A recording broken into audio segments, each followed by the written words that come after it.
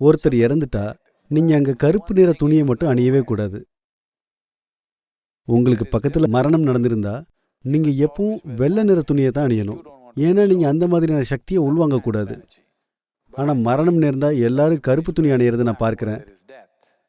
இது வாழ்க்கையை பற்றின முற்றிலும் தவறான புரிதல். நீங்க வெறும் புத்தி அளவுல யோசிச்சு இப்படி முடிவெடுக்கிறீங்க.